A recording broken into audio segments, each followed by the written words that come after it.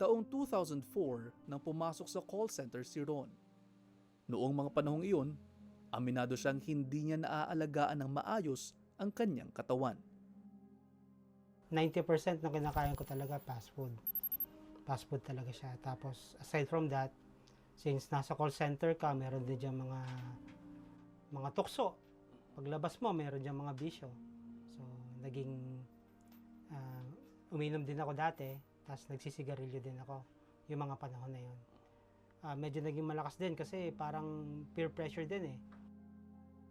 Nagtagal ang ganitong lifestyle ni Ron. Dahil nag-e-enjoy naman, hindi raw niya agad napansin na may iniinda na pala siyang sakit. Hanggang sa lumala na ng lumala ang mga sintomas. Meron ng symptoms na pamamanhid ng kamay sa kasukasuan. Medyo parang yung feeling mo parati kang may lagnat tuwing weekend. Mahina yung pakaramdam mo. Isang araw, kinailangan na siyang dalhin sa ospital dahil sa labis na pagkahilo at pagsusuka.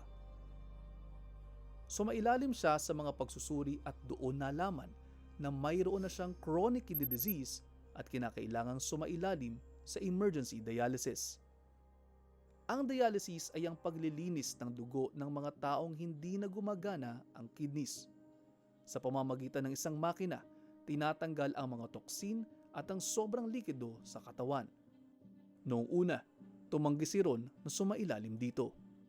Pero at that time, 2014, talagang takot ako para sa sarili ko. Kasi unang-una, hindi bago sa akin yung pagdadialysis.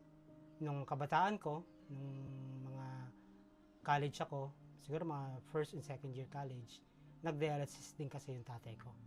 At hindi siya nagtagal. Humingi pa ng second opinion si Ron pero ganoon pa rin ang resulta. At dahil takot magpa-dialysis, sumubok muna siya ng mga alternative treatments. So pumunta ako sa iba't ibang doktor, nag-traditional Chinese medicine ako. Pero mayroong konting pagbabago, mayroong konting improvement, pero hindi yung improvement na gusto ko. Napilitan din si Ron na sundin ang payo ng kanyang doktor. Ngayon, 10 taon na siyang nagdadialysis at patuloy na nakikipaglaban sa end-stage renal disease.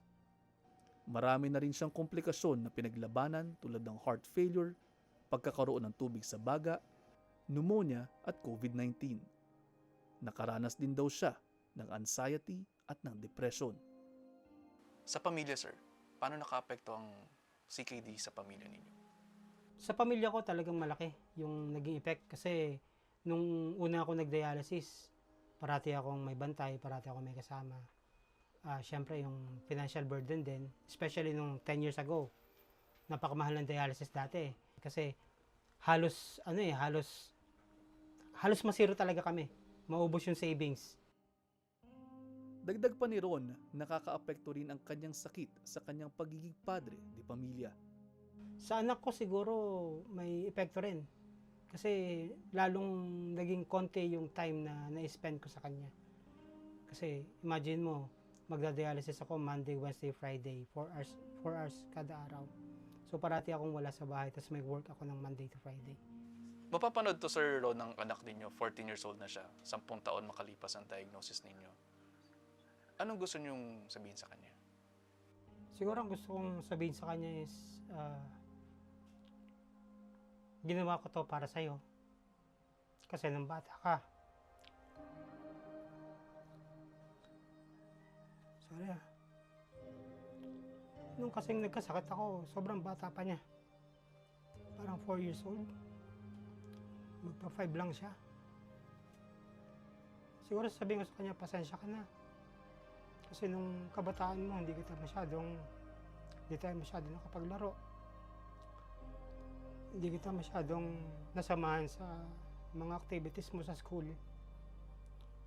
Pero lahat ng to ginawa ko para sa'yo. Para makasama pa kita ng matagal. At makita kitang lumaki ng mabuting tao.